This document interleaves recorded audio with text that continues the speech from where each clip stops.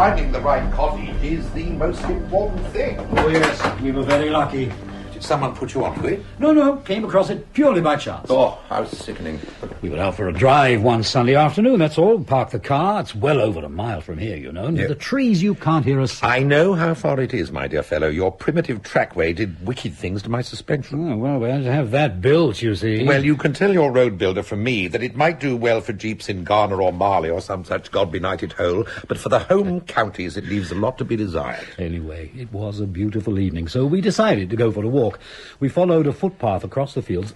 Then we saw the cottage, half hidden in the trees. We'd always said that if we ever did manage to get a weekend cottage in the country, we'd make damn sure it really was in the country, not 20 yards from a main road. It's getting harder and harder. All the decent ones get snapped up in no time. Oh, it wasn't much more than a ruin, really.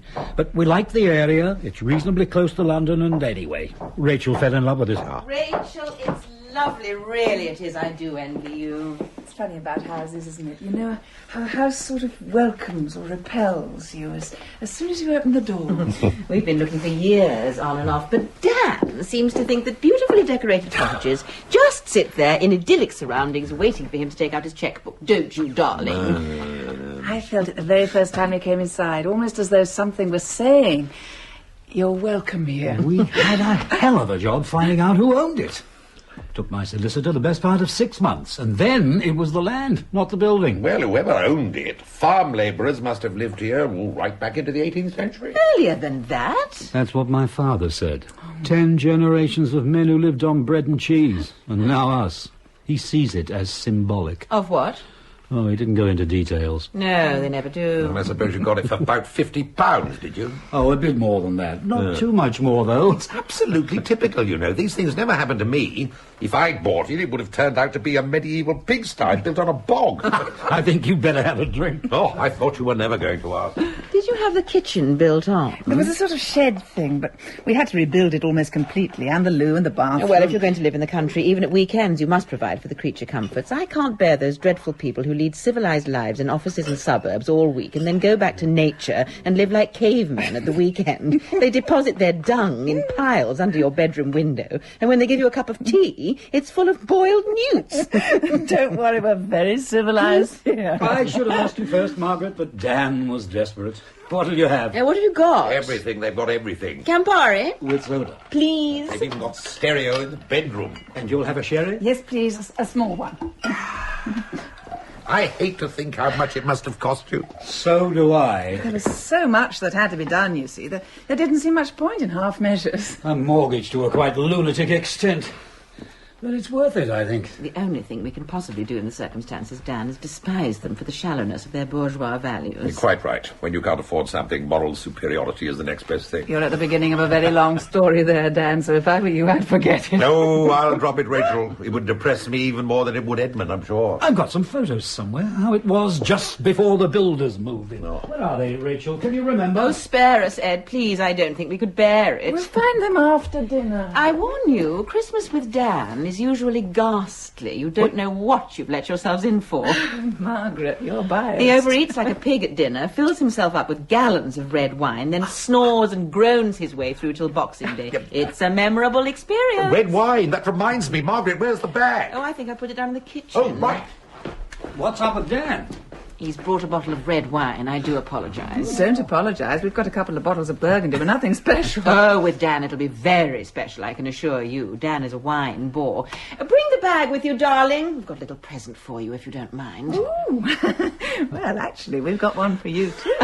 Thank God for that. Now, this, my dears, is a truly magnificent bottle of Burgundy. I know nothing at all about wine, I'm afraid, Dan. Waste it on me. Well, you can take my word for it. It's fantastic. I get it from a little place I know just near Covent Garden. The chap's a friend of mine, and he usually manages all right, darling, rustle up that'll some. do. It's a bottle of wine, that's all. We'll drink it, and it'll taste nice, and it'll probably put us to sleep. My wife is a barbarian. Where did you put the present, darling? By the tree. Oh, yes, of course. It's a grotesque business, Christmas, isn't it? Always strikes me every year. If you're going to start talking about the commercialization of spiritual values, Head, I shall laugh out loud. Oh, just the changes it's gone through. A primitive ritual, then a Christian sacrament. What is it now? The great festival of the belly, and none the worse for that. Here we are. Oh, now what's all this? This looks very exciting. Anyway, happy Christmas. I'm so glad you could come down. It was either that or enduring each other's company for 48 hours, so Oh, a lovely print. 18th century, isn't it? Yes, an original. Yes, I can see. What's the house? Well, that's the point. It's the local hall, as it was in about 1760. It's not there at all now. Pulled down in the 20s. Thank you very much. It's beautiful. We saw it in a print shop in Charing Cross Road and couldn't resist it. That's the life, you see, all that elegance. Everybody ought to live like that. Peacocks on the terrace and all.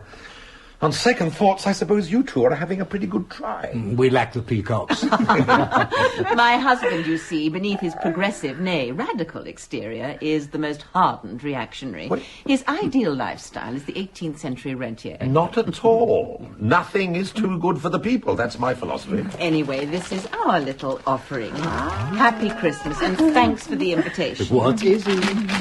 Oh, it's something made of wood.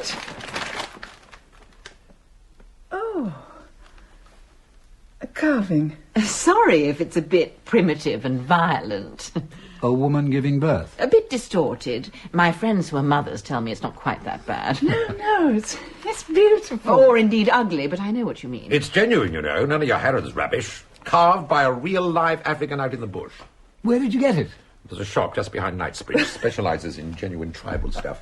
They're ritual objects, really, aren't they, these things? Well, fertility, I suppose, yes. Probably for rain. But don't they make them specially for the tourists? I'm sure they do, but not this one. This was carved by someone sitting in front of a hut after a day in the fields. Probably in a time of drought or something like that. It's beautiful. Thanks a lot. It's the psychology that fascinates me. You want something to happen to the weather, so you make an object which symbolises your wishes. You use your imagination to create a fact. All artists do that. When you imagine a thing, it becomes true. Well, not only artists, either. Well, if you'll excuse me now, it's time I was seeing to the dinner, if we're ever to eat. Oh, good, I'm I'll starving. give you a hand. What she really means is they'll have a good old gossip behind our backs. Got any dirt on you, has she? Well, not as far as I know, no more than usual. Or me, as far as I know. Is it worth it then, Dan, all this? Of course it's worth it. Financially, you can't lose. And who'd live any other way than in maximum comfort if they had the chance? Oh, yes, I suppose so. Yeah, but what I really want to know is what does your old dad make of it all? That's a bit of a sore point. Well, I thought it might be. That's why I asked. We had him down for a weekend, rowed non-stop for 48 hours. I can't help admiring your old man. I must do an article about him one of these days. You want another sherry? Oh, yeah, yes, please. It'd be nice, wouldn't it, if we could all keep our simple beliefs, regardless of the facts? Yeah. Cheers.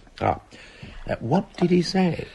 Asked me if I hadn't got anything better to do with my money, which is blood money anyway, as far as he's concerned. Advertising, public relations, market research, any of the selling professions, all out. Get over there with the goats. I should have been here and put the whole lot on tape. The working class and its wealthy sons. Worth a page or two in the Statesman any day of the week. He fixed me with his branch meeting look and said, Eddie, my son, it's no way for a socialist to live. Did he indeed? So I told him, in that case, I'm not a socialist. What did he say to that? Nothing much. I think he was shattered. So was I. The blackmail that goes on between parents and children. And the other way round. After all, if one is forced to live in a bourgeois society against one's will, as it were, I don't see why one shouldn't enjoy its legitimate rewards. I think we should be concentrating on how to be socialists and rich. No, Dan, you can't escape the old man's logic. You can't think one way and live another. I've chosen to live like this, so I suppose the rest follows. Bad news for the Labour Party millionaires. They live with their consciences, I live with mine. Politics are forbidden at Christmas. Yep. Don't let him tempt you, Edmund. He's only collecting material for an article. I've already told him that. Just time to finish the drinks. Well, we're both green with envy. No, shush, darling. Edmund's having an attack of guilt. They had a traumatic weekend with his farm. Oh, it wasn't that bad. They enjoy it. Poor old boy probably likes nothing better than to come to his son's place for a good old row now and again. That's right. I can no longer contain my curiosity, Ed, about this beautiful machine in the corner. What is it? Another affluent indulgence? Oh, that's my Christmas present from Edmund. Except that it arrived a bit too early. Not new today, then? No, I've already been playing it for hours and hours. What is it exactly? Really? Is there no end to my husband's ignorance? It's a harpsichord, darling. An early 18th century piano. Oh, yes, I know. Sounds like a drawer full of old spoons. The way some people play it, it does, yes. It's an indulgence, really, but I love the sound. Piano seems out of place here. It is a beautiful instrument. Play us something. But now? In the middle of getting the dinner? Why not? Something gentle and civilized to usher in the feast. You are pompous. How do I enjoy it? Play, madam, play. Ignore the interruption. Well, let me see.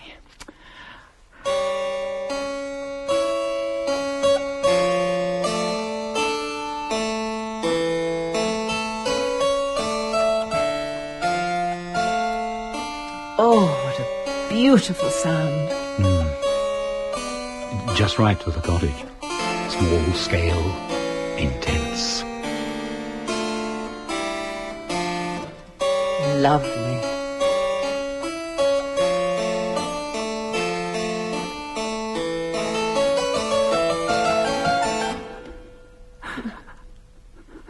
What is it? This music. Something in the back of my mind. Darling? What was it? That piece, do you know? No? No? Never heard it before. No.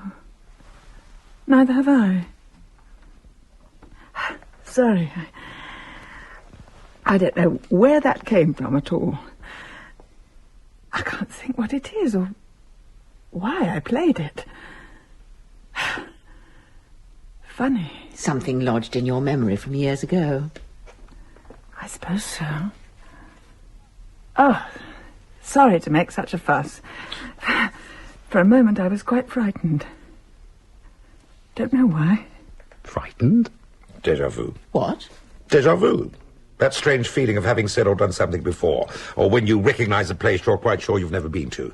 Happens to everyone. You can't beat him, can you? Always on hand with a superficial explanation. No, it's true. The wires get crossed in the mental computer and it comes up with the wrong answer. You shut up, dear man, or I shall begin to feel embarrassed. Well, I better go and get the dinner out. If you'll excuse me. Pour some drinks, darling, and put the lights on. It's almost dark. Wasn't that interesting? I don't know, was it? Oh, yes. The slightest nudge of the irrational elbowing its way into our ordered lives. Oh, you are a journalist, you know. You're a journalist from your bootlaces to the centre of your tawdry little soul. Why the hell I should go to bed with you, I can't imagine. Now, what have I done to provoke such a brutal outburst? Irrational, indeed. Well, what else do you call it? It was something that happened to Rachel that she didn't understand. She's not really like that at all, usually. I mean, she doesn't go in for, well, you know. Otherness, not the world we live in, the world that lives in us. Oh, that's all rubbish, Dan. Just an easy way out for people like you who can't be bothered to think things through. All right, then what really happened to Rachel at the But you harpsichord? forgot the title of a piece of music. But why did it frighten her? That's right. We haven't a clue what went on in Rachel's mind there, except that something did and it caused fear. You won't find anyone who can give you a convincing explanation of it. But that doesn't mean it can't be explained, does it? Don't deprive him of his thrilling little mystery, Ed, or he'll have to fall back on his own intellect. No, I'm sorry, my dears. There's masses and masses of evidence that the mind possesses other powers beyond the rational ones. What powers do you mean? Oh, transference, survival, all kinds of things. Showbiz, darling, pure showbiz. Not at all. There are countless authenticated stories. For instance, of people being separated by thousands of miles, being aware of the death of someone close to them. If mind can be projected through space like that, why not through time? Haven't you ever stood on a battlefield and felt the presence of the dead? Just imagination. You see a bleak field, and because you happen to know a lot of men died there, you people it with ghosts. There's more to it than that, Margaret, isn't there? It's amply proved, for instance, that the mind can have a positive physical effect. I mean, hysterical paralysis, things like that. But you're proving my point, not his. The whole point about hysterical reactions is that they do have rational explanations. The point is, my sweetheart, that reason alone can't be trusted. It can look at the facts, and because of its own preconceptions, it can come up with the wrong answers. That may be true, but it in doesn't fact, mean... it's particularly noticeable in your case. In spite of all this pretense of rationality, I've never known anyone colour facts to suit preconceptions quite so shamelessly as you do. Why is it that with you, Dan, sensible discussion always ends up with frivolous personal abuse? I lack lack intellectual fibre, that's all. Thank God for it, too, or life would be unlivable. Oh, it's like being married to Coco the Clown. Ask him a sensible question, he pours whitewash down your trousers. Listen, do you remember that dreadful party game, Nelson's Eye? It always frightened me to death. No, I couldn't bear little girls' parties. I wouldn't have thought that was your scene at all. Very middle class. Oh, well, we rough children were occasionally pulled in to make up the numbers, you know. What's it all about? You're blindfolded, and then you have to touch certain objects and guess what they are. At the end, they plunge your finger into a raw egg and tell you you're poking it into Nelson's blind eye. Still makes me shiver when I think of it. It's a perfect example of what I was saying. And while we're on the subject, I've just thought of an even better one. Sit still, darling, and close your eyes. What? Oh, what are you up to now? Are they closed? Yes? No, I don't think I trust you. A blindfold will be better. Oh, what? Oh, Dan, what's going on? One of the uses of a neck scarf. Now, stay there for a moment. What's he doing? I don't know. Oh, the trouble with Dan is he got to the age of 30 and then started going backwards. God help me when he's 15. Eyes still closed? Yes? Right. Keep them closed. And Edmund, you say nothing. Just watch. Dan, what are you doing? I have in my hand an open razor. What? An old-fashioned cutthroat razor. It's very, very sharp. You'd never believe what some married people get up to. Quiet, concentrate. I'm coming very close to you. And with this open razor, I'm going to cut open your cheek. Oh, are you? Charming. Getting closer. The razor's wide open. It's so sharp I daren't even feel the edge. It would lay open my finger at the slightest touch. So my husband's quite mad. Still, concentrate. Make the most of the last few seconds before the pain. I'm very close now. The blade is about 2 inches from your cheek. Can you feel how near it is? Dan, what is this? I told you, with this razor, I'm going to cut your cheek open. There! An ice cube melting, no damage done. My God, that did frighten me. Point proved, I think. It was the coldness and then the wetness on my cheek. You can kill a man with a drop of water on the back of his neck if you tell him it's a guillotine. What was all that noise? Oh, don't worry, darling. A little practical psychology from Dan. My husband frightening the life out of me, quite normal. Party games, darling. No need to get alarmed. Dinner's ready now, so if you'd like to carry the turkey through, Ed, Margaret will help me with the vegetables and things. Oh, Dan, light the candles for me, would you? Oh, yes, I'm all for that kind of thing, Rachel. There's a certain ritual about eating I should be very loath to lose. I admit it's difficult to feel very close to the Great Spirit, opening cans of luncheon meat and fruit salad in a kitchen full of washing up. But when it's turkey with all the trimmings, the candles are absolutely essential. Here we are, then. Oh, good God, that's not a turkey. It's an ostrich. Isn't it Ah, please, darling. Would you like to sit here, Margaret? Dan, you here? You've gone much too far, Rachel. Really, you have. I warn you, I'm a terrible pig. I shan't leave any of this. I've already made your excuses. My dear, have you noticed the carving light neatly on the dish? A little idea of the architect. It can't be a socialist with a spotlight over your carving dish hat.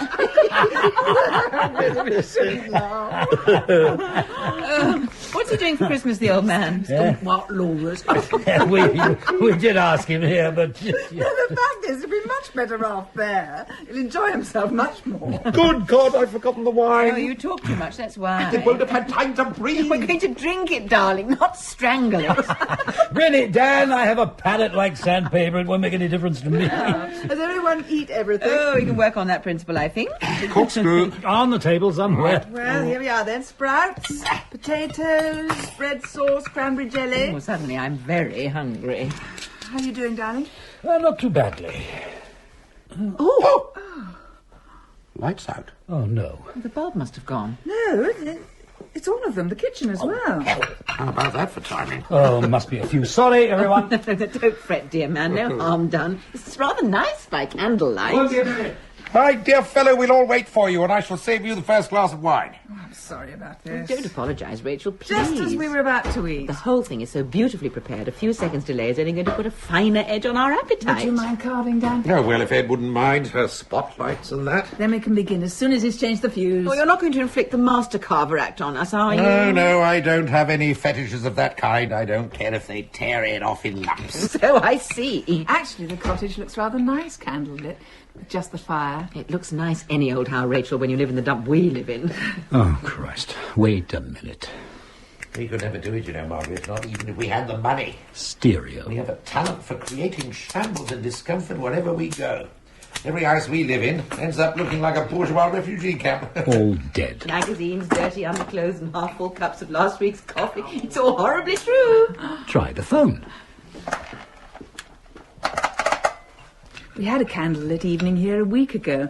I played to Ed for an hour, and then we read and sat talking. It was lovely. I bet. Oh, no, this is too much. Is everything all right? No, it isn't. What's wrong? Looks like we've got a disaster on our hands. Disaster? That bloody electrician. What is it, darling? What's wrong? Just about bloody everything. It's not the fuses, they're all okay. As far as I can see, we've lost all electric power throughout the house. There's no light, no heat, no cookers, central heating, television, a whole lot kaput. Oh, God. No need to panic. You've all forgotten the obvious solution. And what's that? This is England, remember?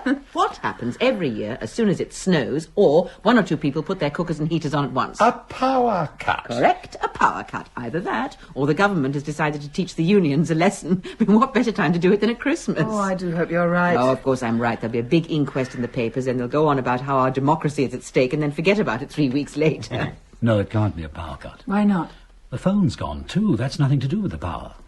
Oh, well, don't worry, darling. It doesn't I matter. haven't finished the pudding or the coffee. We've got enough food here to last a month. You wait till I see that bloody electrician. 6 months it's been done, that's all, and you can imagine how much it cost. Darling, if the heating's gone as The well. fire will keep us warm, Rachel. Don't panic. I'm very sorry. I'm afraid this has spoiled everything. But not at all. The dinner's cooked to perfection. And there's gallons of wine and brandy and stuff, so we won't miss the coffee. Well, it's very kind of you to say so, but... Let's forget about all minor inconveniences and eat this fabulous meal. I think I'll get some candles out. Don't let the dinner spoil. Yes, It'll take a minute. I'd rather get it done now before we all start falling over each other. I'll help you. Ladies, finish the serving.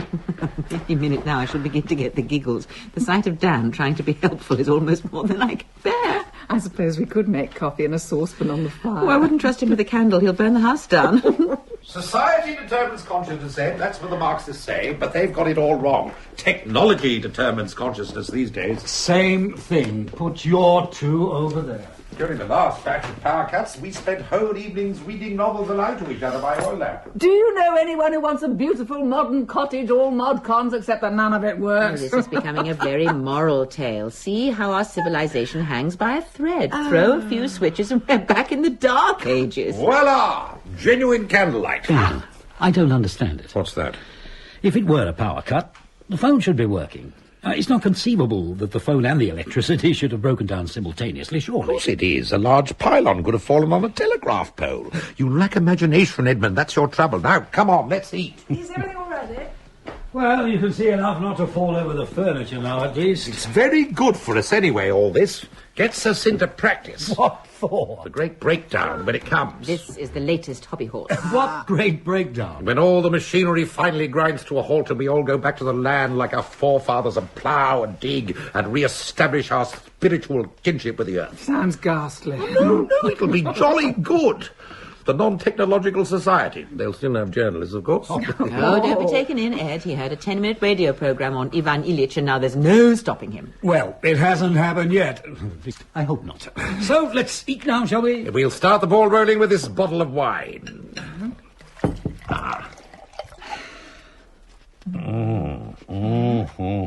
Very, very nice. You try that besides, Edmund. Well, cheers, everybody.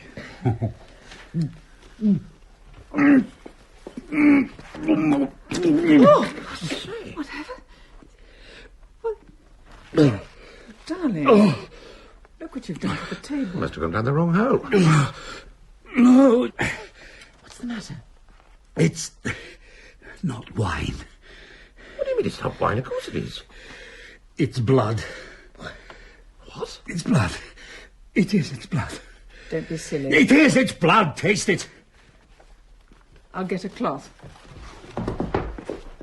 Well, we'll see.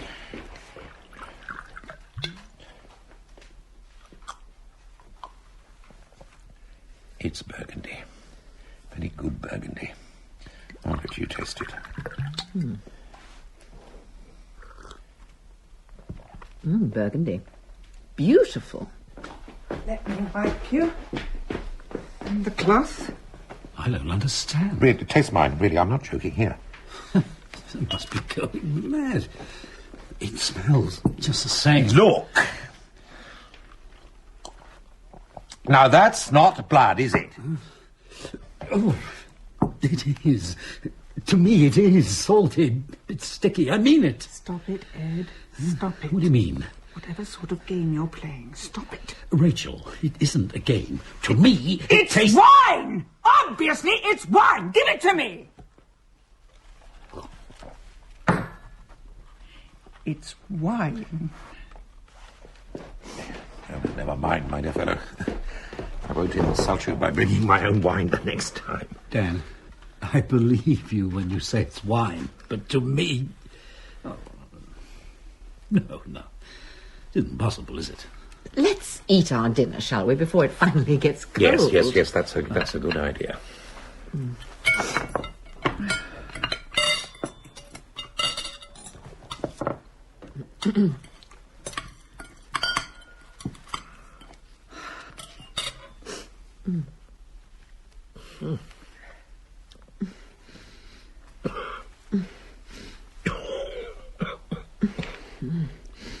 Oh, God.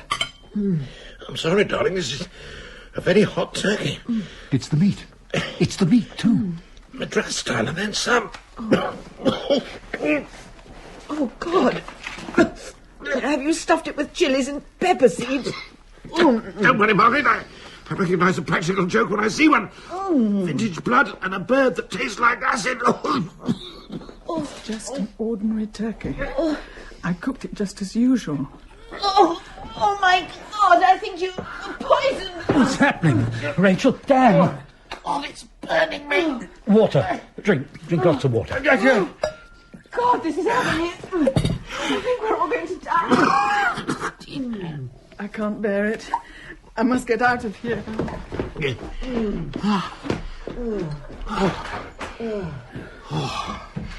It's going off. Oh, that's better. Oh, yes. Me too. Oh.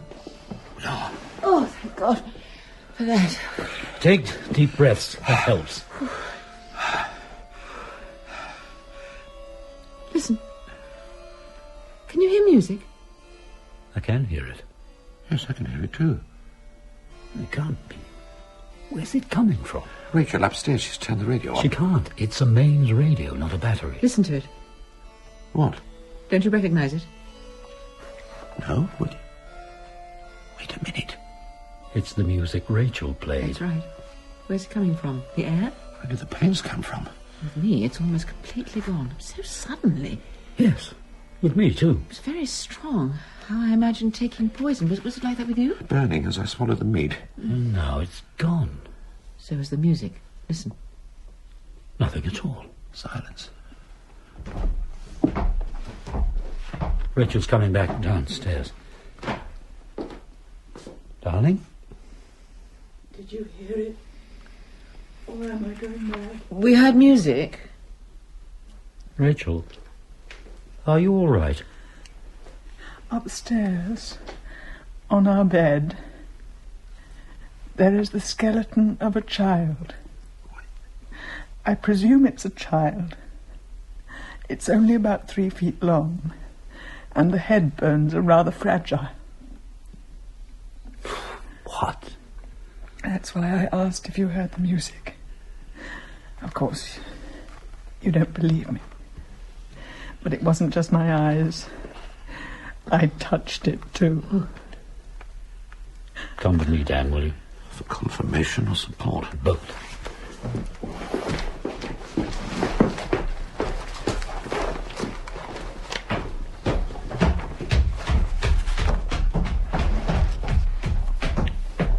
You heard the music then? Yes.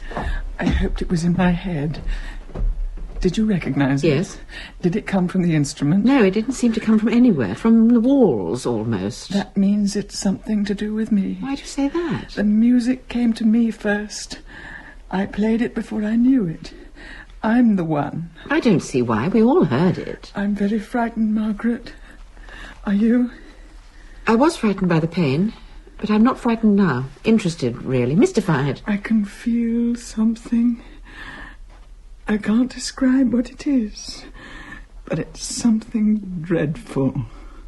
Well, I've always been a sceptic. I don't see any good reason to change yet. You will. See, when you think about it, it's a bit like a sideshow at a fair. All those cheap tricks and stunts catch your imagination easily enough, but if you go round the back and see the wires and pulleys that make them work... This isn't like that, believe me. It's a black hole beginning to open inside me. I can't control it. Well, I don't feel at all like that, and it's no use pretending that I do. Whatever it is, I'll be convinced when I understand it, and not before. Rachel? Yes? Rachel, there's nothing in the bedroom. Nothing? Nothing at all. Everything's just as usual. There's been nothing on the bedspread. It's quite smooth. We even put our hands on it to be sure. My eyes saw it, and my hands touched it. It still had some milk teeth, with the new ones growing underneath. What's going on, Dan? Margaret? Something very strange. I feel quite all right now, though. Yes, so do I. Not hungry anymore. No. No trace of the pain? No, none. It went so suddenly. Yes, that happened to all of us. But none of us tasted blood except Edmund. No. And now this upstairs. I didn't imagine it. I looked for quite a long time, and then I touched it to make sure. It was a child's skeleton, about 3 feet long, with bits of clothing lying on the bedspread. I really did see it. No one has suggested you didn't. Equally, though, we didn't see it. But we've all felt or seen something, haven't we? Edmund, the blood, the rest of us, the food, the pain that just disappeared, and the music, and now Rachel, this. And all of us, the house. What do you mean? We've all experienced the failure of all the machinery in the house. But that's perfectly straightforward, simple mechanics. Is it? What are you implying? That the whole thing, the power failure included, is some kind of mass hallucination? Can you suggest anything better? The clocks are still dead and so are the lights. If it's mass hysteria, something our four minds are creating between us, we're still under its spell. Nothing's been right since the lights went out. Before that, the music. Be some kind of rational explanation. I don't need any explanation. I just want it to stop. If it's a form of mass hysteria... How can it be? Look, we're four sane and mature people. We know what we're saying and doing. Do we, though? We think all the lights have failed, but maybe they're on all the time. Maybe they're blazing across the fields for miles. If you tasted blood and Rachel saw a dead child on the bed, that's just as possible. So that we've lost all distinction between what's really happening and what's imagination. Well, how else can you explain what's happened in the last 15 minutes? And these delusions have come from somewhere. And if not from our own minds, then where? Listen, if what you say is true, then what we need to do to reassert reality is to get out of here. And if necessary, separate. Break whatever mental chain is binding the four of us together. So I suggest we get into our cars and drive away to some nice crowded hotel where there's dancing and an MC and they're all playing silly and innocent Christmas games. So that we dissipate whatever it is that's been deranging our perceptions here. I think that's a good idea. Dad, What? the car was opposite this window, wasn't it? Quite close. Yes, why? I can't see it. I can't see any dark shapes where the hedges and trees are either, or even the grass under the window, but I can't see anything at all. Let me see. It's never absolutely dark, is it? There's no such thing as absolute darkness. There's light coming from this room, from the candles. It ought to reflect on the bonnet and the headlights. There's nothing. It's like a black curtain. Dan, give me a hand with the front door. Right.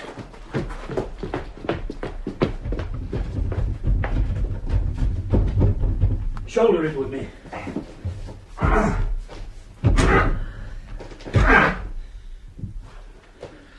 It's not going to open, is it? No, it's not. This window's the same, like the bottom of the sea. We're caught in here. I know it. Something has got us trapped. Dan, look at the upstairs window. I'll try the back door. Okay. Don't worry. And there must be some rational explanation. No, there isn't. We're caught. Black as pitch, nothing at all. And the back door's the same as the front. So that's that. We stay and sit it out, whatever it is. Well, if it's some kind of mental force that's holding us here, let's see if it'll stand up to a hammer. I shall have a brandy, I hope. These windows are made of perfectly ordinary glass, nothing special, bulletproof or reinforced. The brandy's okay. So a hammer should do the trick. No. All I can say is that we must be a very strong-minded lot. Anyone else want a drink? We can't get out.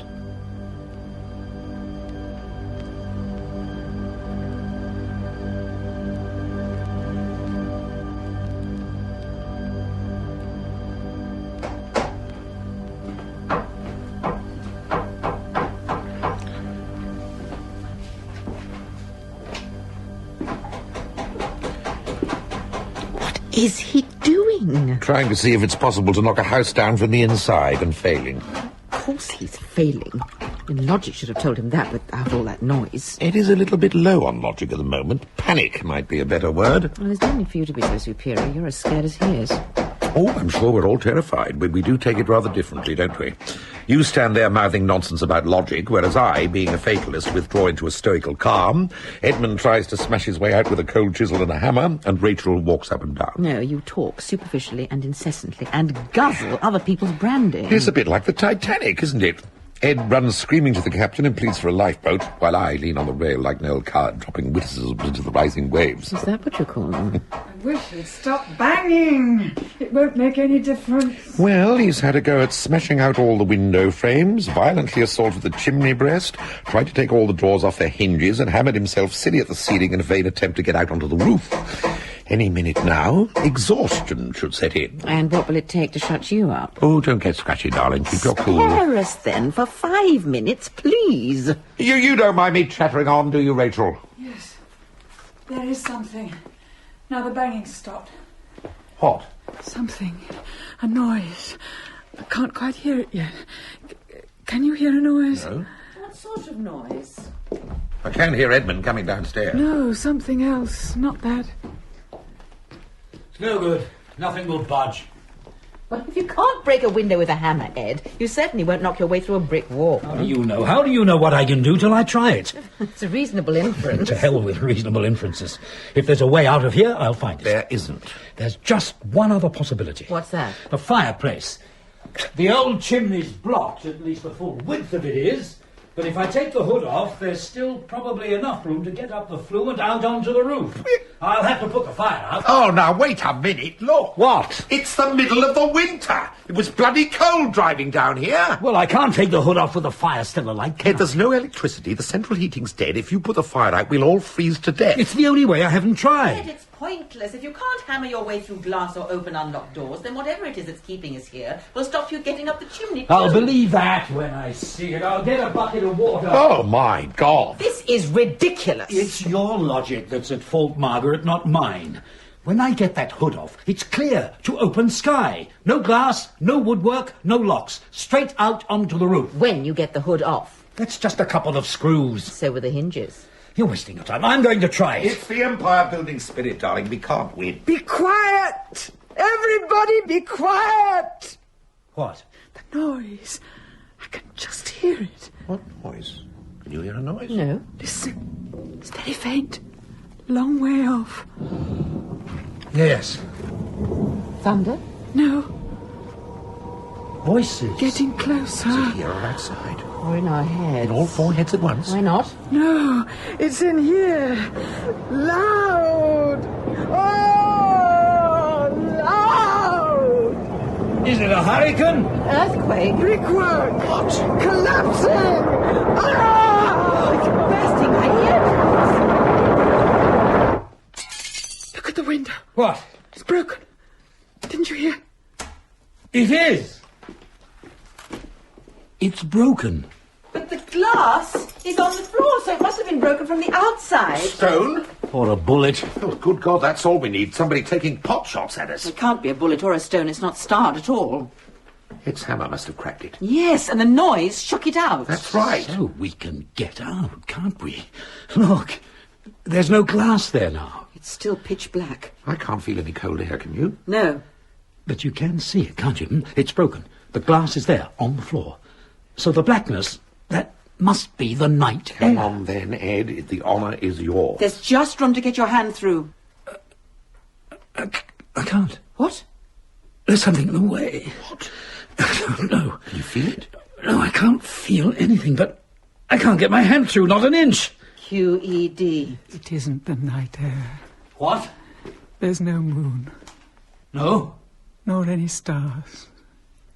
No, it's still pitch black. Where are we then when there's no moon and the stars have gone out?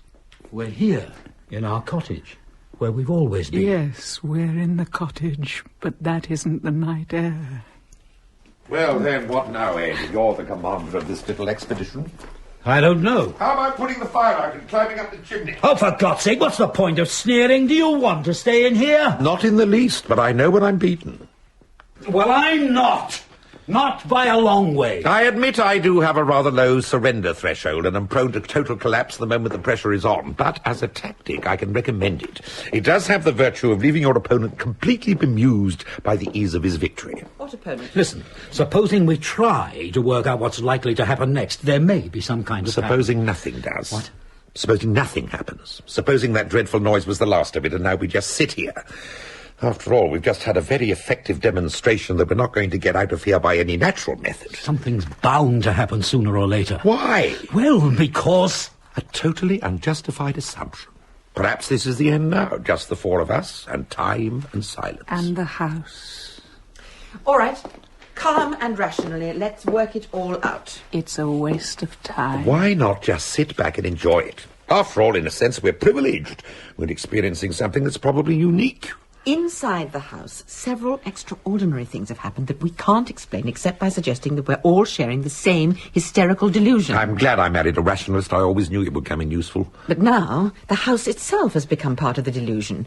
We look through the windows and see nothing, and some inexplicable force keeps the doors closed. The same force keeps us inside even when a window is broken. The house itself. What do you think is beyond those walls, Dan?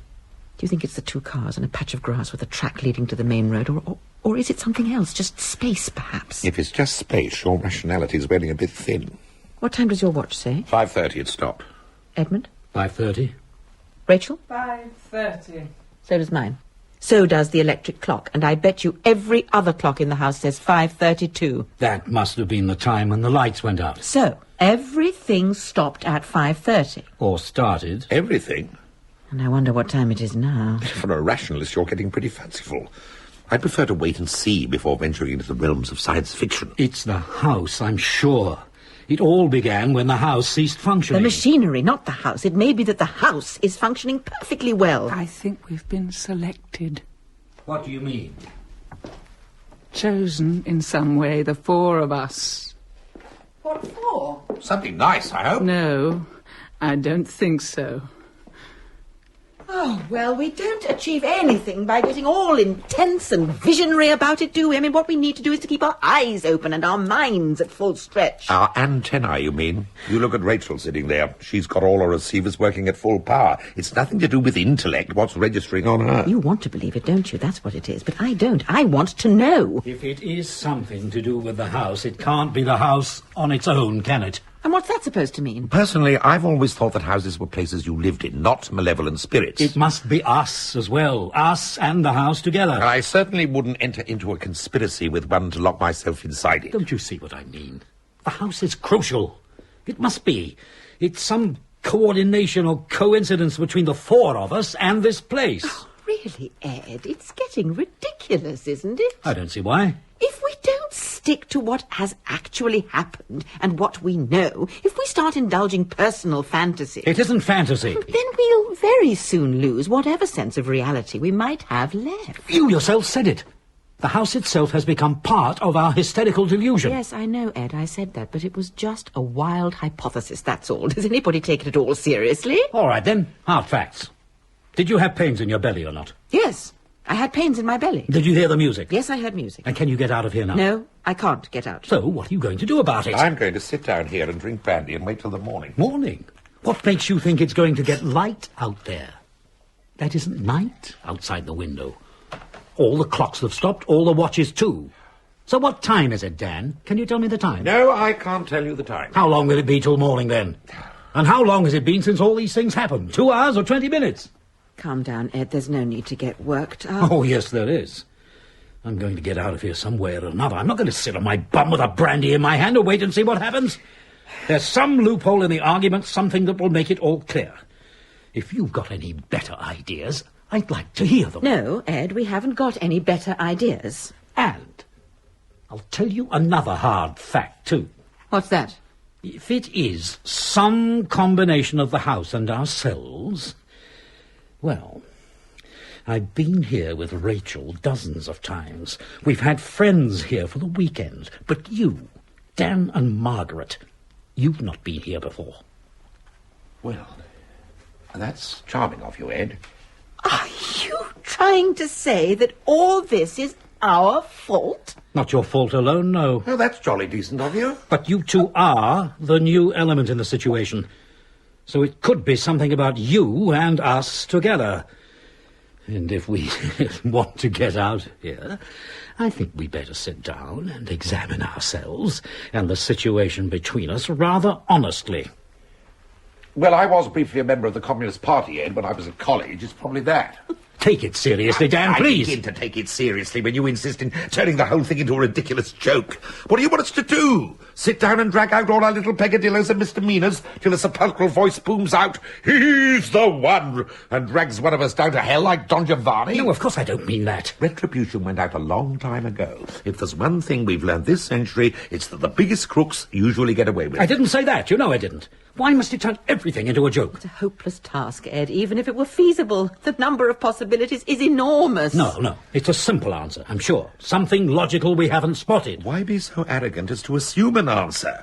It might be one of those stimulating mysteries like the Mary Celeste, where no one will ever know. Dan, why must you be so infuriatingly flippant? After all, you were the one talking about all this earlier tonight. Was I? The submerged energy of the mind and powers beyond the rational. Games with ice cubes, darling. Oh, yes, all that. The world that lives in us in spite of us. That'll teach me to keep some control over my party conversation, won't it? That's what happened, you see. You've hit it, Dan. Have I? The world that lives in us. How would it be if that world in some way took over? If the inner world and the outer world changed places? Complete disaster. My day-to-day life is shambles enough. My inner life is total chaos. Mine's rather vicious. All the old scores I could pay off as part of the natural order of things. So that the ordinary external world becomes subservient to the world of dreams and desires. That's it, you see. It's us. We've done it. We've projected something in ourselves out of ourselves till it's become fact. You said exactly that, Margaret, about the African carving. In the imagination, desires become facts. What you want becomes real. In that case, what nasty imaginations we do have. Drinking blood and dead children, a very greasy and turbulent pool inside one of us. But which one? But you're not serious, are you? Of course I'm serious. Forget it, Ed. It's nonsense. One of the biggest cliches of science fiction. No, I mean it. Look, Ed, I suggest you sit down quietly somewhere and let your imagination cool down a bit. No. I can see it now. I can see through all this pretense. What pretense, Ed? You and Margaret, the game you're playing. What game? You playing a game, darling? I'm not, as far as I know. Why are you both so resolutely determined not to be serious? Every time I get near to what's happening, you two try to head me off from the truth. This is ridiculous. What truth? That it's you, of course. One of you two. Or perhaps both of you. None of this has ever happened before. Neither of you has been here before. And all the time you try to laugh it off. Ed, don't be silly. Not being silly, I'm being very practical. I want to get out of here. Neither one of you is going to stop me. Ed, be quiet. What? Rachel? I thought she was asleep. Rachel, don't you see it? I see you making a fool of yourself. It must be them. Who else can Could it as be? easily be me. It could be you. Me? How could it be me? Do I want us to stay here in this madhouse? You've hated this house from the first. That's why you've spent so much money on it. That's why we've almost crippled ourselves. Always the most modern and the most expensive of everything. It's like the whipping boy, a way of punishing yourself. That's not true, You Rachel. didn't see it at the beginning, but it became obvious after a while. You didn't want a cottage in the country. So you bought the most dilapidated one we could find. You felt uneasy about your own comfort, so you turned it into a showplace. You felt ashamed of spending so much money, so you jumped at every opportunity of spending more. You're still not at ease here, so you keep inviting people down in the hope that they'll convince you. Don't say any more. Now your own guilt tells you it must be your fault. Punishment inflicted on all of us because of you. But you can't bear that, so you lose your temper and turn on your friends. No. It's very simple and rather sad to someone who loves you. Do you really think of me like that? I understand you. I know how real it is and how much it hurts. But I can't let you make a fool of yourself by savaging our friends. What can I say? But there's no need to worry. No offence taken. We can truthfully say, I think, that we are all under some strain. We should leave one another alone. We've done nothing. What? It's not what we've done, what we are. What do you mean by that? What we are. I ought to apologise. We'll take it as read. I suppose I knew I had all that inside me. I'm horrified it came out so viciously. Oh, for God's sake, don't be horrified. Self-flagellation is a very overrated pastime, particularly the mental kind. Some people are born with it, I think. Everyone thinks vicious thoughts about their friends. It's one of the things friends are for. Yeah, for instance, our jealousy, as you were showing us around this place, was so overwhelming it must have been almost tangible. I felt bright green. No, don't. Here am I was thinking, having sold out every shred of integrity and talent years ago, and here's Ed, still fighting grim battles with his conscience. And he lives like this, while I keep down in a kind of intellectual Rowton house. I feel a bit like Faust being told that Helen of Troy's gone back to her husband and all the kingdoms of the earth have become republics.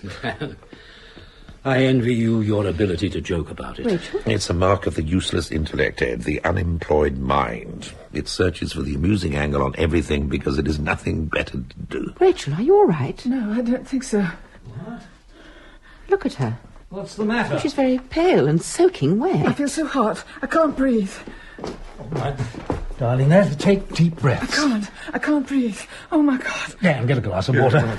It's so hot. I think she's going to faint. Hold on, darling, there's a drink coming. Here. Don't pour it all over I her. can't help it. She's gone. She's flat out. Richard, just a minute. No, it's no good. She's right out. She's gone completely limp. Is it a faint? It looked like a faint, hot and short of breath. Rachel? That won't do. She's really out. Hang on. What? I've got some smelling salts in my bag. I didn't know you carried smelling salts. What a sweet old-fashioned thing to do. For all our friends when you bore them into insensibility.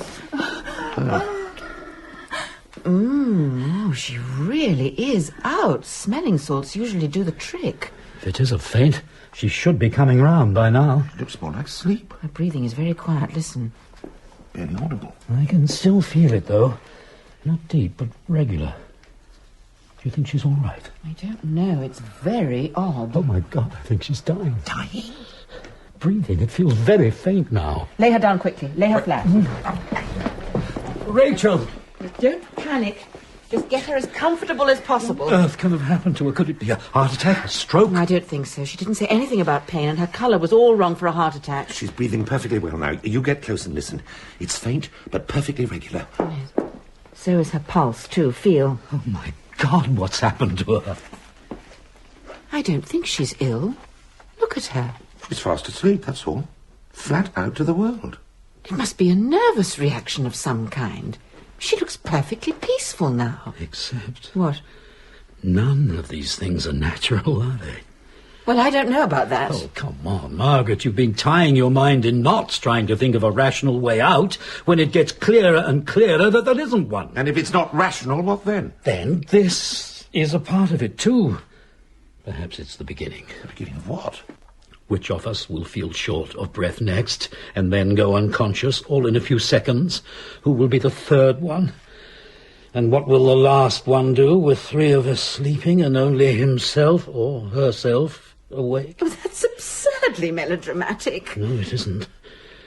Don't you feel a kind of terror closing in? Like ice building up all round us? Ed, you have a talent for histrionics that has lain dormant all these years. It is perfectly plain what has happened. Rachel, after a period of high nervous excitement, including a row with you, has fallen into a deep and refreshing sleep, and jolly good luck to her. It ought to be perfectly possible to wake her up then, by shaking her or shouting in her ear. No, I wouldn't do that. Why not? It's always bad to startle people from sleep like that. If it is sleep. Well, I think we're all becoming victims of Ed's obsessions. When I said that, you laughed at me. I don't mean supernaturally, Ed. Nothing could be more prosaic. Fathers and sons. All those inherited burdens we carry to the graveside, then pass on to our children with a wicked little smile. I don't know what you're talking about. I think you've got your old man shut up in a cupboard somewhere, and he's putting the evil eye on us till you let him out. Is it me, then? All this? Have I done it? No, you haven't, my dear man, and that's the point. Margaret and myself, you see, being of the most crystalline and unclouded conscience, we tend to assume the best, not the worst, which is why I suggest you stop lacerating yourself and just let things happen for a bit. Regard them with appreciation or amazement, but don't necessarily assume they're directed personally at you. And now I have a quite revolutionary suggestion to make. What? Let's all go to bed. Then when we wake up, it'll be Boxing Day morning, and we can all have a huge breakfast, because by then we'll be starving. Dan, that is a very good idea. It's like marital rows or worries about your career. When they happen in the middle of the night, ignore them, because it all looks quite different in the morning. So, where shall we sleep? You can, if you like. I'll stay here with Rachel. Well, I certainly don't intend to sleep upstairs, Ed. Because of the room? What? Where Rachel saw the child. Oh, no, I'd forgotten that. No, it'll be freezing cold up there without the central heating. It's getting cold enough down here. We'll make up a marital couch by the fire, shall we, darling? It'll be like returning to my earliest youth. I had my first meaningful experiences on hearthrugs. Not with me, you didn't. You were still at school. So was I, come to that. Where are the blankets, Ed? They're in the room, too. There's a built-in blanket cupboard opposite the bed. Well, if you don't mind me pinching a candle, I'll go up and get them. Shall I come with you? No, if I want any help, I'll call you. To carry the blankets, I mean. Margaret's as tough as old boots, you know. That's why I adore her. Rachel's still asleep? Exactly the same. Strange, but very sensible in the circumstances. I wonder if she's dreaming. It'd have to be pretty exotic to cap this. You're right about me, Dan. And Rachel, of course. Right about what? The legacy I get from my father. Not only you. It's a bit much to be loaded with a Puritan conscience when you're not a Puritan. Oh, my dear man, half the population could say the same thing. They all proclaim their intellectual freedom and moral liberty. And just behind their shoulder comes this grim-faced chap with a black hat and white collar. Where's yours, then? In my case, he's shriveled. You need to preserve some moral sense, or the poor bugger starves to death. I don't believe you. Look, don't deceive yourself into thinking that I'm very good-hearted under this glittering exterior. I tried to comfort myself with that thought till I was nearly 30. I was preserving my real and worthwhile self to blossom in middle age. Now I'm on the verge of middle age. I find there's nothing left to blossom with. The bud has gone rotten, and the whole tree is dying from the root. That's just self-dramatization. Maybe. But she knows me. All my evasions and self-deceptions. Even if I hide them from myself, I can't hide them from her. All this, for instance. It's wrong. I know that. All what? The house. Me. Us. Ah. I know what price the rest of the world pays for our comfort. And how many thin Africans it takes to make one overweight Englishman. And that knowledge is the beginning of damnation. Fruitless, Ed, fruitless luxury. Luxury? You don't intend to do anything about it any more than anyone else does. Agonizing over it gives you the double satisfaction of feeling bad about it and feeling good about feeling bad, both at the same time. Yes, that's right too, I suppose. Of course it's right. We're all damn hands at these games with conscience, our generation. We grew up with them. But I'm also good at my job. Very good at it. I make a lot of money, and I'm capable of making a lot more. And why the hell shouldn't I? There are enough incapable people in the world, but I'm not one of them. I can cope. No. What? Not content with being the big bad wolf, you want to be the ogre that eats children as well. Forget it. Have a drink. Yes, I think I will. The brandy is very reliable, smooth and strong and uncompromised, like me. Are you frightened, Anne? Terrified, my dear. I'm keeping my aplomb, that's all. Every now and then I get a great surge of feeling that everything must be all right. The doors are open and we imagined it all. Standing here talking to you, it's very hard to believe any of it happened. Try the red wine. No, I can't do that. Then we'd better assume everything did. What will happen to us? I don't choose to think about that. I'm a slave to experience, Ed, a creature of the present moment. It's the only way life can be made endurable. Otherwise, it consists of nothing but regrets over the past and apprehensions about the future. Who wants to live like that? No one. That's right. No one. When I won my scholarship, my dad said to me, "Eddie, my son, your father was born and brought up in a slum street in the East End, and he's wasted his life in dirty factories making other people rich. And now you're going to Oxford. Through you, son, and others like you, the working class will come to power." Yeah. Even at 18, I didn't know where to look. Yeah. Sounds like she made it. Hello, darling, all well? Yes, all well. How's Rachel? Just the same. Here, take these. My arms are breaking. Good God, your hands. What? They're freezing like ice. Yes, of course they are. It's cold up there. And you're shaking like a leaf. All right, then I'm shaking. What happened? Nothing happened. I got cold. I think something did. All right. I was scared out of my wits. Are you satisfied? But nothing happened. I saw nothing. I touched nothing. Nothing happened. But you were scared. That was my own fault. My imagination running riot, that's all. And why the hell can't we be adding machines? Just get the facts and store them, and that's that. Why the hell do we have to dramatize everything? Tell me, darling. It was nothing. I was alone. In the dark. There were shadows and noises, and I was scared. Noises? What noises? Breathing. Breathing noises. And it was me, obviously. I was listening to my own breathing, and it frightened me. Tell us what happened. I just went upstairs to get the blankets. The candle didn't throw much light, but I could see. I found the cupboard and I opened it. The bed was behind me. And then? I felt I wasn't alone. There was someone else, other people in the room, and that's when I heard the breathing coming from the bed behind me. What sort of breathing? Difficult. Laboured. It couldn't have been you, then. I turned round, and of course there was nothing. I stood there and said to myself, "All right, Margaret, this is fascinating. You're going to stare this one out, whatever it is." So I stood there with the blankets and the candle. But then... What? I had to leave. I had to get out of that room. Dear God, rather you than me. And it was my imagination, Dan. It was my imagination. What else could it be? I think that's a question we don't ask anymore. Look at Rachel. Oh, God. She's asleep or awake? She's sitting up trying to say something. She's in agony. Oh, she's dreaming. She must be dreaming. Dreaming what, for heaven's sake, to make her look like that? Hello. I must have fallen asleep. Rachel, Oh, I'm a bit dizzy. do you feel all right? Of course I feel all right.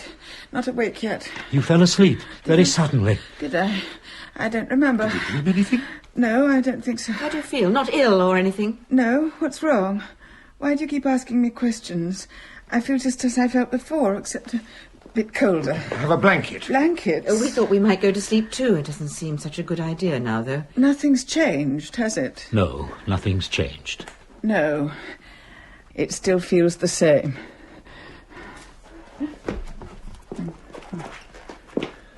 So what now? God knows. Perhaps we all go crazy. After all, what's happened? Rachel fell asleep on the sofa, and I got frightened in the dark. Is there any reason for panic? There were other things, if you remember. Yes, dear, I remember. Shall we make up this bed, then? If you like. Not in front of the fire, though. That would be a little too antisocial, even for us. Just a minute. Look. What? Look at her. Rachel, what are you doing? Doing? I'm not doing anything. Walking round the room like that, touching things. Oh, am I? I didn't notice. I still feel rather dizzy, actually. Sort of claustrophobic. Claustrophobic? Shut in. I don't know. Come sit down. Oh, yes. It's a good thing we've got the fire. Oh, Shut in. She can say that again. oh, that's better. That's nice. When you were asleep, Did you feel anything? I mean, did anything happen? What can happen when you're asleep? And you didn't dream anything? I can never remember dreams. I'm fine now. Just this dizziness from waking up. Oh. So there. She doesn't remember. Give in gracefully, darling. You can't expect to find a rational answer where none of the laws of reason apply. That's just an assumption on your part. You've always been a great one for that. When you can't understand something, make an unjustified assumption and announce it as fact. Ah, that's one of the benefits of a university education. 2 useful things I learned at college. Whatever you say is true if you say it authoritatively enough, and don't worry if you haven't read the books everyone's talking about because they haven't read them either. Dan, we're in trouble, aren't we? It really hit me upstairs in the room. I have been to better Christmas parties, certainly. I've been to worse, too, now I come to think of it. Shall I tell you one of the things I love about you? Tell me more than one. You're relentless. Most people know when to stop, but you just plough on. Is that a virtue? Tonight it is. Stop thinking about it. There's nothing you can do. I can't help it. When I die, I'd hate to be drugged into insensibility, however painful it is. I shall want to know. George Orwell said it's best to die in your boots. He didn't. No. Do you feel better now? I wonder how long we'll have to wait. Wait?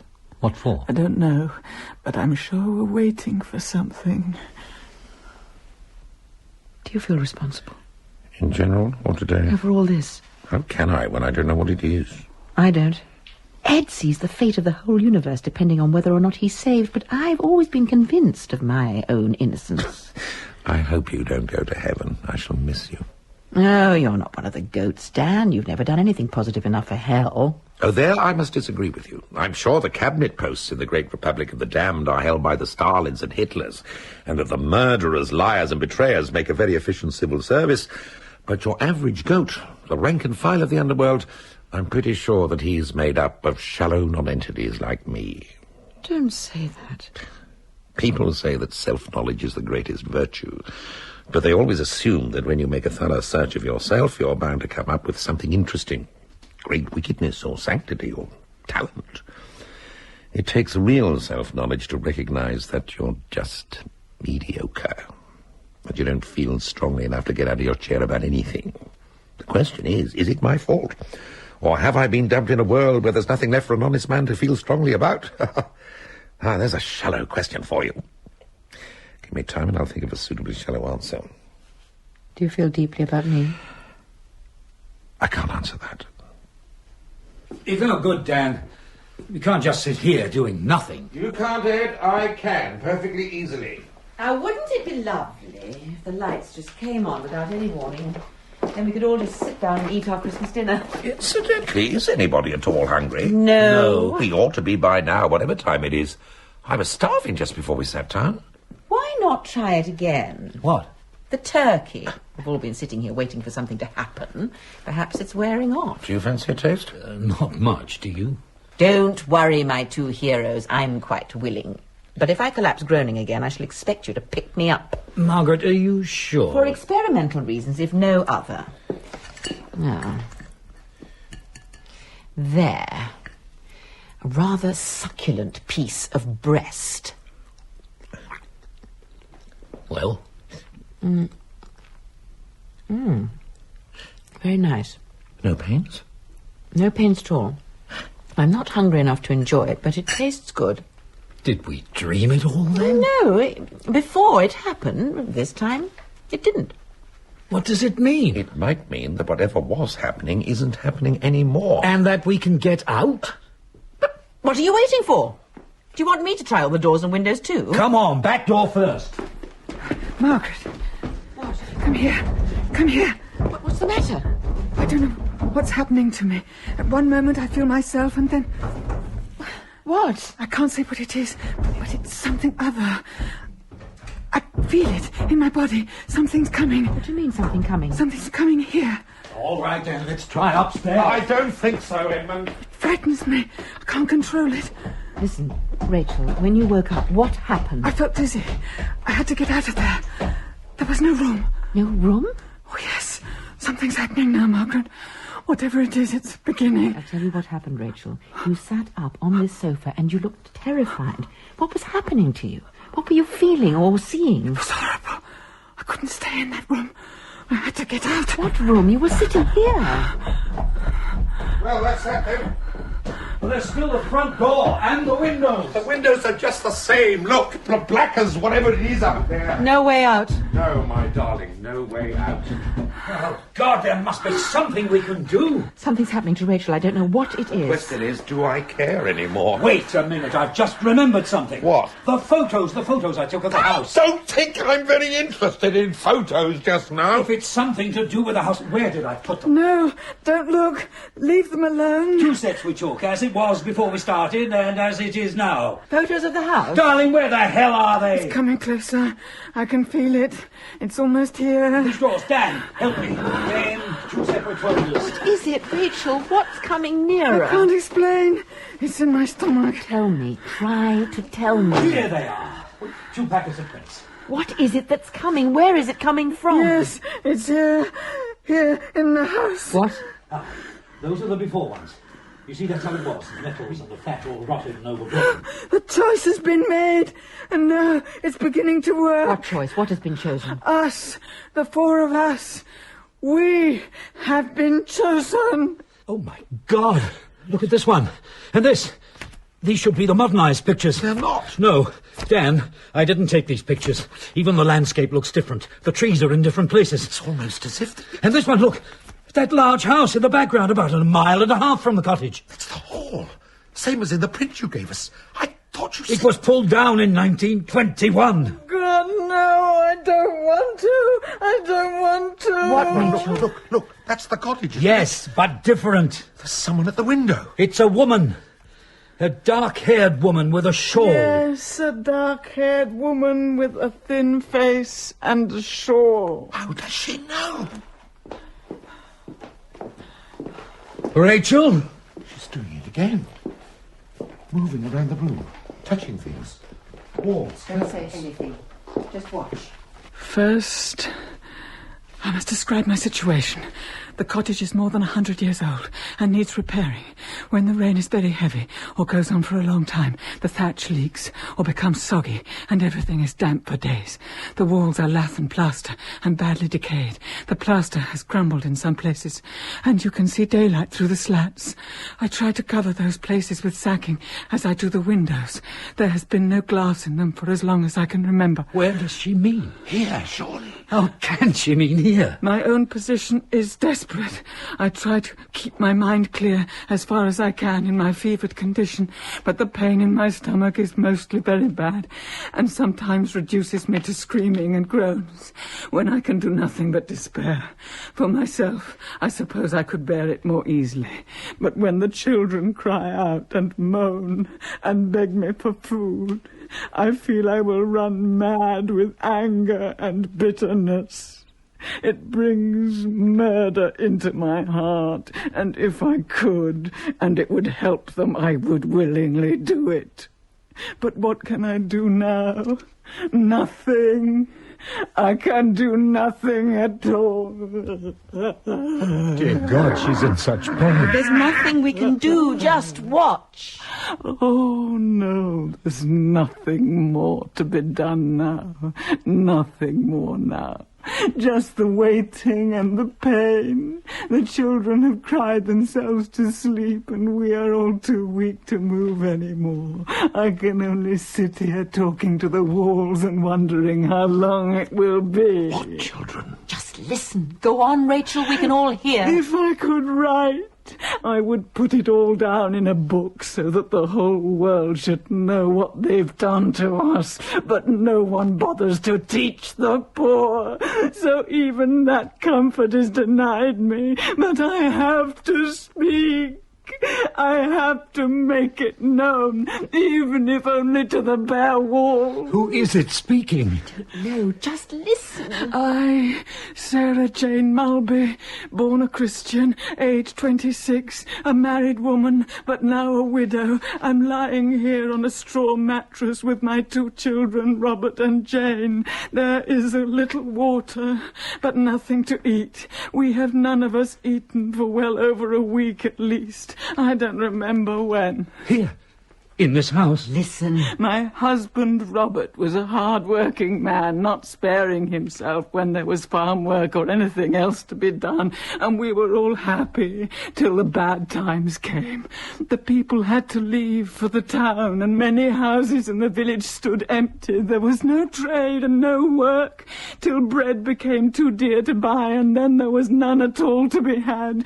The squire told us that there was no more work, and we must fend for ourselves, and the parson told us to pray to God. We did pray. We prayed to him day and night, but the food got less and less, and my husband was in despair. He took to going out at night, and some nights he'd bring back a rabbit or a hen or even a lamb one time, and we managed to live for several months that way.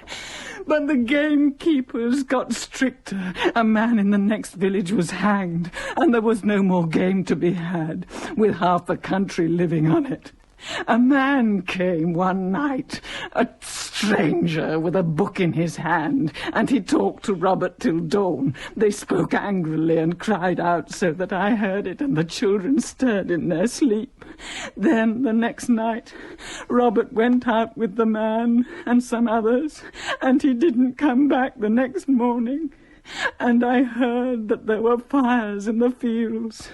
The ricks were burning, and the squire's barn had been burned down, and that my Robert had been taken by the soldiers. Rachel, darling. No, you must let her finish. I went to the assizes. I saw my Robert in the dock with the other men, looking pale and ill. I was praying for transportation, but it was death. I cried out to the judge that we were all starving, and what were we expected to do without food? But the judge spoke grandly about property and rights, and I was dragged from the court. I took the two children to see their father hanged. I told them to remember what was done to him, so that they should grow up to avenge his death on all the wicked men responsible. But that will never happen now. A doctor told me it takes 20 minutes for a hanging man to die. I stood there all the time, without taking my eyes off his poor face, giving him all my love to help him bear that terrible death. He moved a little at first, but gradually became still. But I waited over half an hour to be quite sure. None of us cried, not even the children. Barbarians. Barbarians. That evening I tried to see the squire, but they chased me away and said my husband was a criminal. I crept round the side of the house, hoping to go in and tell the squire of my children's hunger and ask for his mercy. When I got to the window, I could see them at the table. The squire was there, and his brother, the parson, and his sons. There was a side of beef, and several roast chickens, and cakes, and pies, and bottles of red wine. And in the corner, the squire's daughter was playing music, a sweet, melancholy tune, while my husband lay dead, and my children were crying for food.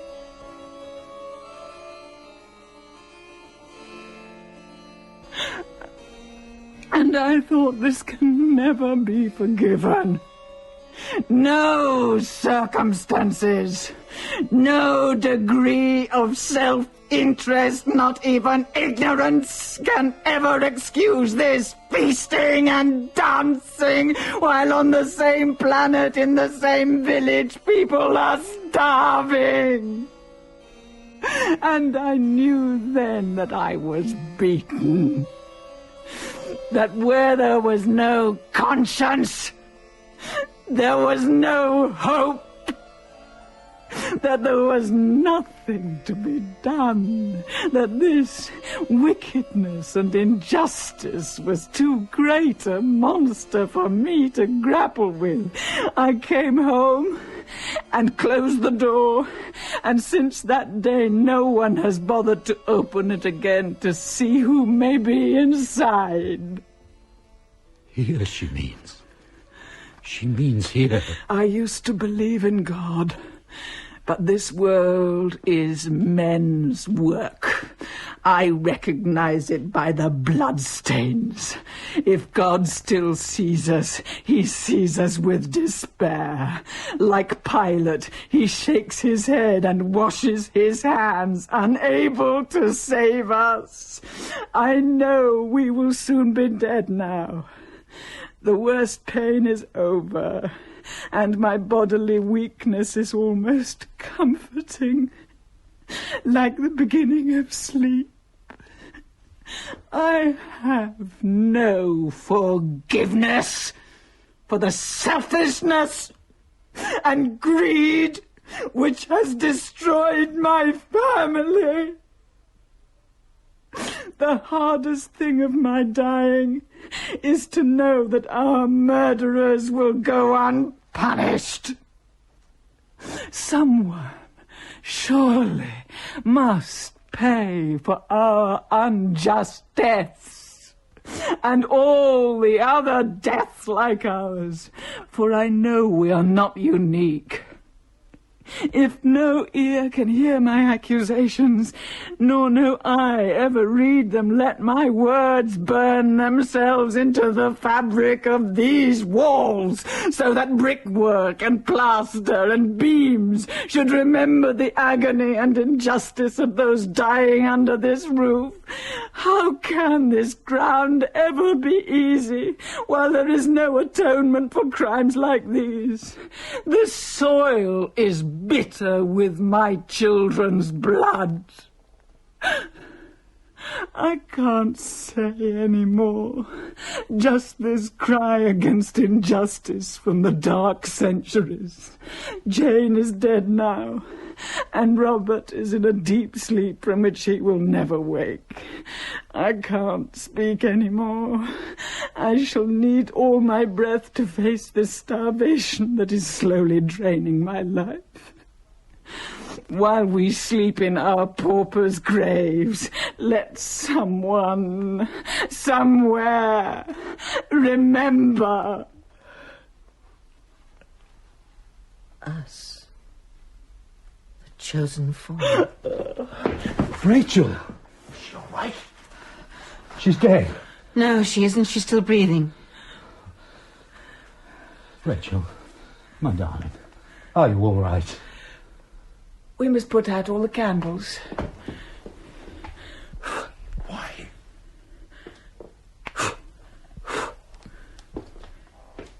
Put out all the candles and go upstairs. Why upstairs, Rachel? Because she's there, lying on a straw mattress with her 2 children, where our bed used to be, under the cracked walls and the leaking roof, with mice running between her feet. The children are stiff and still, with their fragile bones protruding, and their skin like paper. She's half sitting up against the wall. She wouldn't die on her back. Her eyes are open, and the expression on her face is not an expression of peace. Follow me. Shall we go? I don't think we have any choice. Hold my hand, Dan. I'm frightened. Don't be afraid. I told you we were privileged. Yes, and I understand it now. Now, I understand it.